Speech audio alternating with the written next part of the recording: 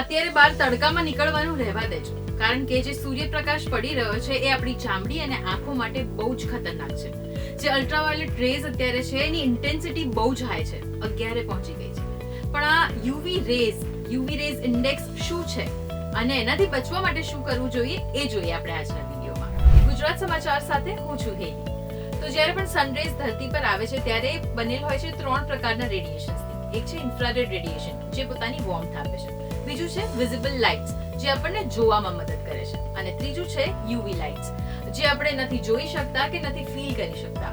પણ UV lights જ જે હોય છે એ સૌથી વધારે ડેન્જરસ હોય છે આપણી સ્કિન માટે.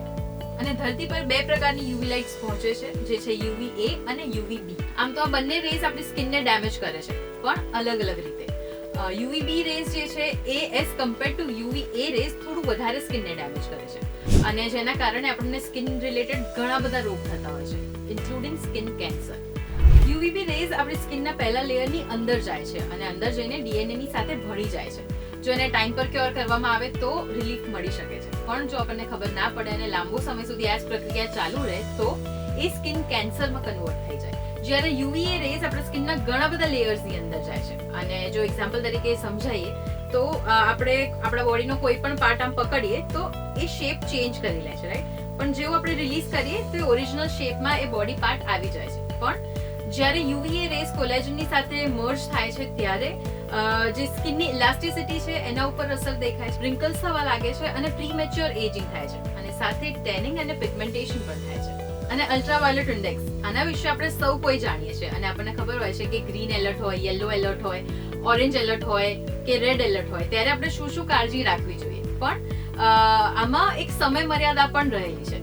જેમ કે જો ગ્રીન એલર્ટ હોય તો 60 મિનિટ્સ પછી જે યુવી રેઝ છે આપણી બોડીની અંદર ઉતરવાનું શરૂ કરે છે. એવી જ રીતે યલો એલર્ટ હોય કે ગ્રીન એલર્ટ હોય એમાં કેટલા સમય પછી યુવી રેઝ આપણા બોડીમાં આવે છે એ જાણકારી મળતી હોય છે. અને ઓરેન્જ એલર્ટ કે અત્યારે જે હાઈ એલર્ટ ચાલી રહ્યું છે એમાં માત્ર 15 મિનિટ જો તમારી સ્કિન છે ડાયરેક્ટ સનરેઝના કોન્ટેક્ટમાં રહેશે તો યુવી રેઝ 15 મિનિટની અંદર જ આપણી બોડીમાં જતા રહેશે અને ઘણી બધી સ્કિન રિલેટેડ બીમારીઓ થઈ શકે છે એના કારણે.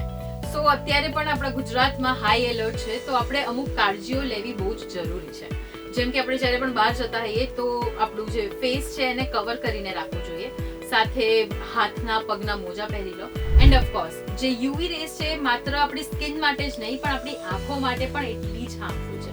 એટલે જ્યારે પણ તમે બહાર જતા હો તો આખી બોડી તો કવર કરજો જ, એની સાથે સાથે ગોગલ્સ પહેરીને જજો, જેથી કરીને યુવી રેઝ આપણી આંખો પર સીધી ન પડે. અને સ્પેશિયલી અત્યારે જે હાઈ એલર્ટ છે એમાં તમારે બહુ ઇમ્પોર્ટન્ટ કામ ના હોય ને તો 12 થી 4 ની વચ્ચે ઘરની બહાર ન જ નીકળવું જોઈએ, એ ટાળવું જોઈએ. એન્ડ ઓફકોર્સ પાણી પીતા રહેવું જોઈએ, જેનાથી આપણી બોડી હાઇડ્રેટેડ રહે, નહીં તો ડિહાઇડ્રેશનના કારણે પણ ઘણી બધી બીમારીઓ થતી હોય છે. સો આઈ હોપ કે આજનો જે વિડીયો સ્પેશિયલી તમારા માટે મેં બનાવ્યો છે, જે યુવી રેઝ છે એના રિલેટેડ કે કેવી રીતના કામ કરે છે અને આપણી બોડીમાં એની અસર કેવી રીતે થાય છે, તમને બહુ જ ગમ્યો હશે. સો પ્લીઝ આ વિડીયો તમારા બધા જ ઓળખીતાની સાથે શેર કરો, જેથી કરીને એમને પણ ખબર પડે કે યુવી રેઝ કેટલા હાર્મફુલ છે અને આ ઉનાળામાં બહાર જતી વખતે શું ધ્યાન રાખવું જોઈએ. તો આવા જ ઇન્ફોર્મેટિવ વિડીયોઝ માટે જોડાયેલા રહો મારી સાથે with gujaratsamachar.com.